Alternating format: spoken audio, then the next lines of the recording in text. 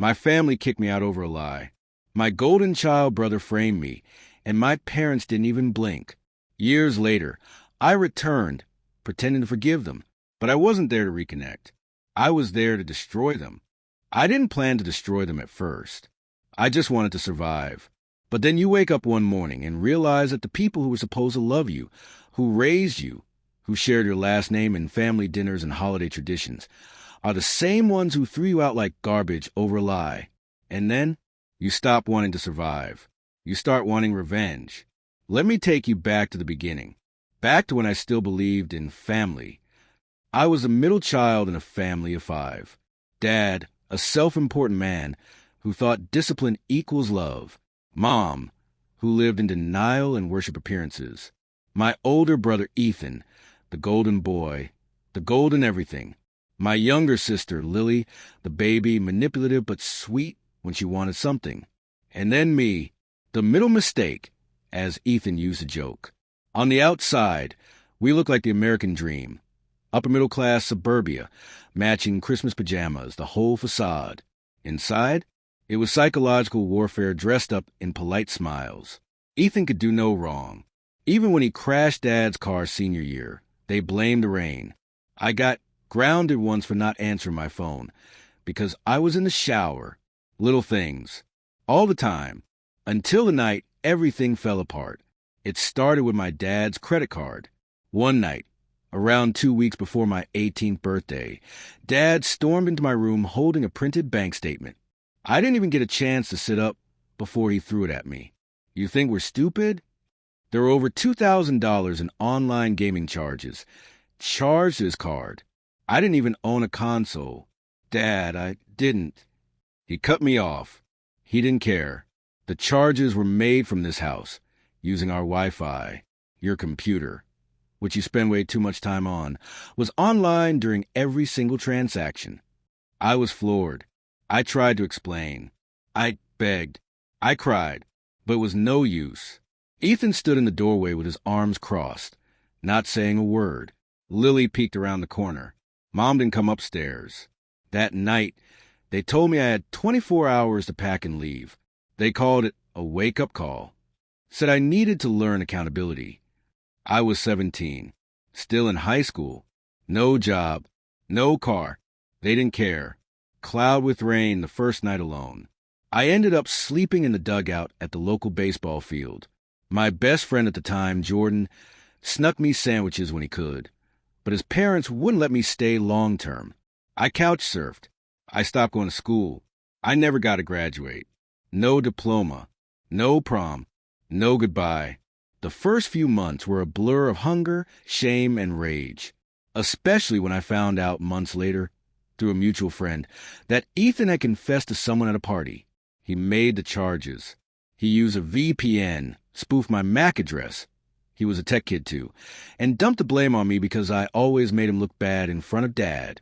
He called it balancing the scales. And my parents, they just let it happen because Ethan was a good son.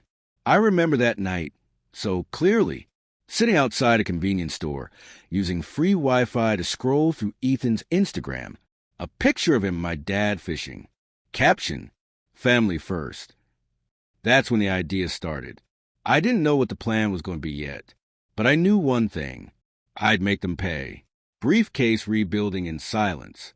Over the next few years, I stopped trying to fix anything with them. I didn't reach out. I worked 2 jobs, eventually earned my GED, and got into a community college with scholarships. I majored in IT, irony, I know, and paid my way through by tutoring rich kids who didn't care about classes but needed someone to do their labs. I got better, stronger, smarter. Every time I got a degree, a promotion, an achievement, I didn't celebrate. I just added it to the tally. It became fuel. About 4 years after they kicked me out, Ethan messaged me, out of nowhere. Hey man, I know things got messy, but I hope you're doing well. Mom misses you. Come by for dinner sometime. I stared at that message for a full hour. They miss me now? Now that I was worth something? I didn't respond. Not for a week. Then I replied, yeah, it's been a while. Maybe it's time. That dinner was the hardest thing I've ever done. I smiled. I shook hands. I even hugged my mom. She cried and said, "You've grown up so much." Ethan made some dumb joke about college loans. Lily asked about my dating life. Dad was quiet, watching me with those calculating eyes. And I smiled through it all, like none of it happened. Over the next few months, I made it a point to rebuild the bridge. I was a good son now. I showed up with wine. I brought flowers for Mom. I helped Dad with his busted computer. I fixed their router. I played video games with Ethan's kid. Because yes, he had a kid now. 3 years old, adorable, with wide eyes and a laugh that made your chest ache. It hurt, but it also gave me leverage. I learned everything about them. Dad was deep in debt from a failing side business.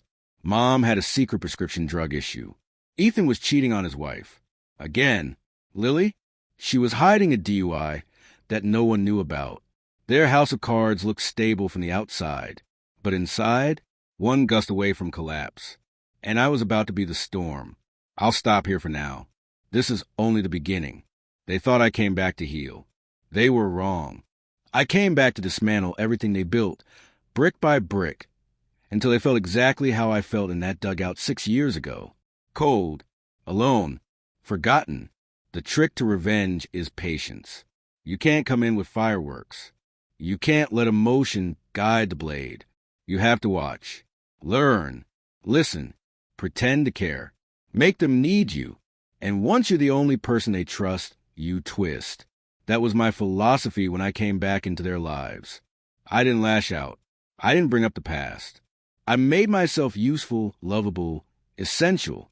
Within 6 months, I was getting invited to every birthday, every barbecue, every family thing I've been banned from for nearly a decade. And the best part? They started asking for favors. That's when the fun began.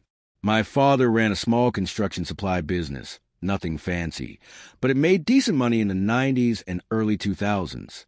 But since 2018, things had taken a nosedive. Amazon, Home Depot, logistics issues, you name it, he wasn't adapting. Still doing everything on paper. Still used a fax machine. When I came back into the picture, he asked for help modernizing his systems. I agreed, eagerly, and set up inventory tracking, a new accounting system, and even automated invoicing.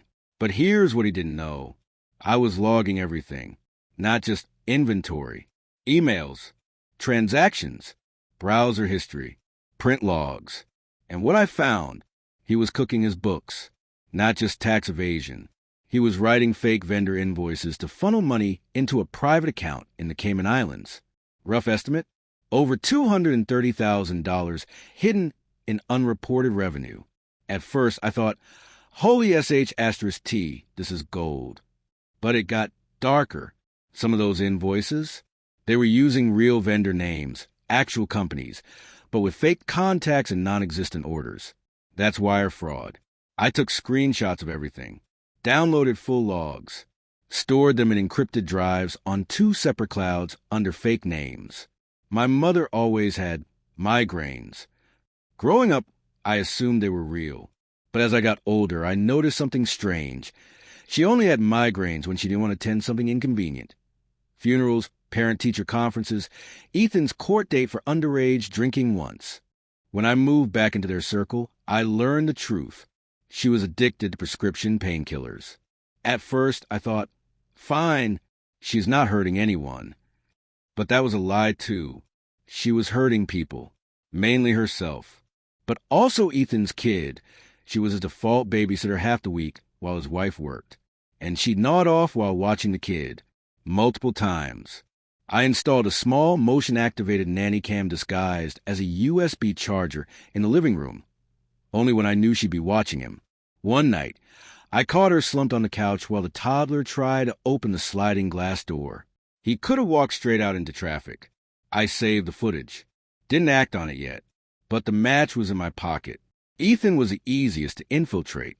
He always saw himself as the alpha, the success story, the one who could never fail. So when I came back into his life and acted grateful and humbled to be forgiven, he puffed up like a balloon. He bragged about everything. One night, after too many drinks, he said the quiet part out loud. Honestly, man, I don't even feel bad. You turn out fine, right? Probably better without them. I stared at him, nodding, smiling, because deep down I realized something. He still didn't know I knew. He didn't know that I knew he faked those credit card charges. That his lie had cost me everything. He thought it was just a family miscommunication we all moved past. The gaslighting made me sick, but I let him think that. And when I found out he was cheating on his wife again, with 2 different women, one of whom worked at the same hospital as his wife, I started building the web. I catfished both women using stock photos and careful messaging. I got screenshots, proof, names, conversations.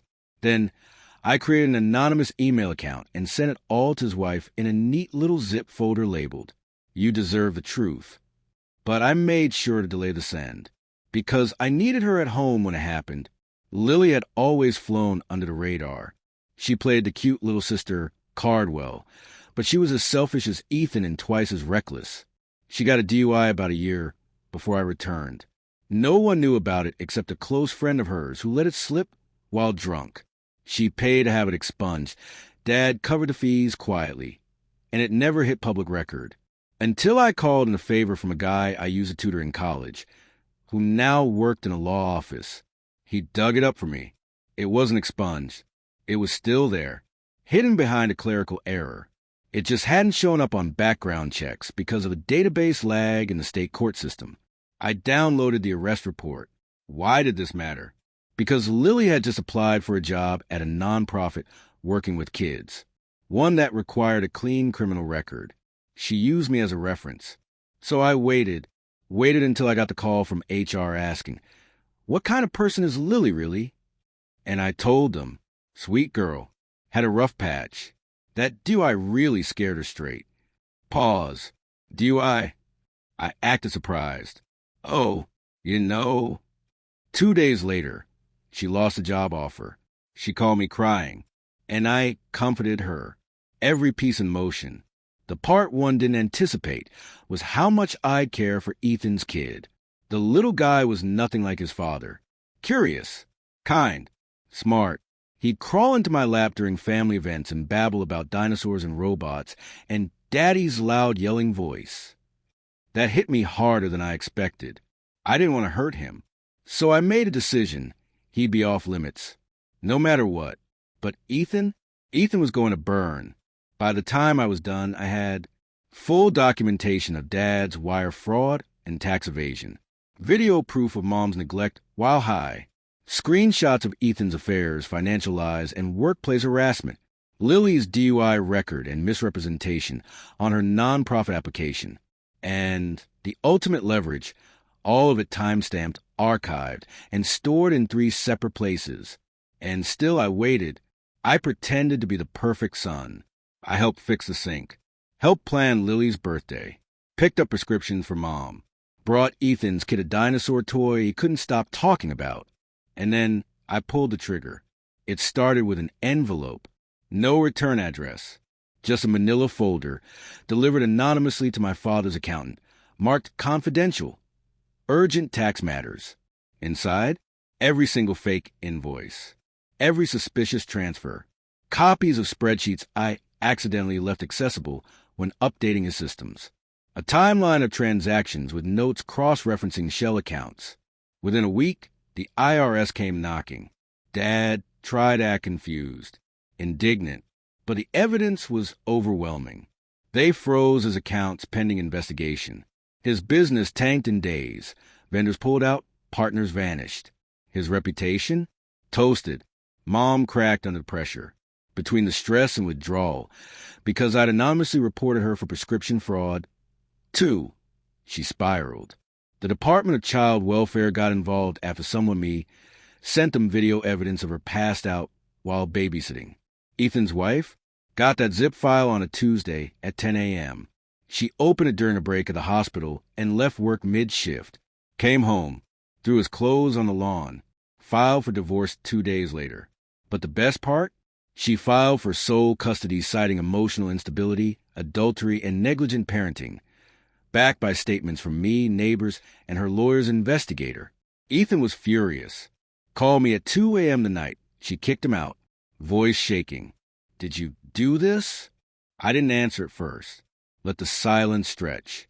Then, calm as glass. You framed me for something I didn't do. You ruined my life, Ethan. And they believed you. He swore. Called me a psycho. Said I destroyed everything. I smiled. You're wrong, I said. You destroyed everything. I just finally gave you the credit. I hung up. Lily found out about her job, offer being rescinded the same week. Everything else imploded. When she called me, crying again, I almost felt bad. Almost.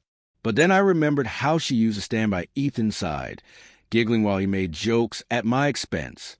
How she sat on her hands while I was kicked out, not a word in my defense. So I consoled her like the good brother I was supposed to be. And when she asked me if I thought she'd ever get another chance like that again, I told her the truth. Maybe, but you'll have to earn it this time. She didn't call me after that. 3 months after the trigger was pulled, my father had pending charges and a federal audit. My mother was in rehab. Ethan was sleeping in a rental apartment he couldn't afford, begging to see his son. Lily moved back in with our aunt. Our childhood home went up for sale. Foreclosure. I visited once. Walked through the empty rooms during the open house. Saw the dent in the wall from when Dad slammed the door during an argument with Mom. Saw my old bedroom, now repainted, hollow. I left a small note in the closet. Just 5 words, scrawled in Sharpie. I remember everything. Do you? 6 years later. I live in a different city now. New job, good apartment. Still in IT, but now I teach part-time. 2. Sometimes I see Ethan's kid on video calls, his mom, and I stayed in touch. She tells him I'm Uncle Jay, and he always shows me his latest dinosaur drawings. He's safe. That's what matters. The rest?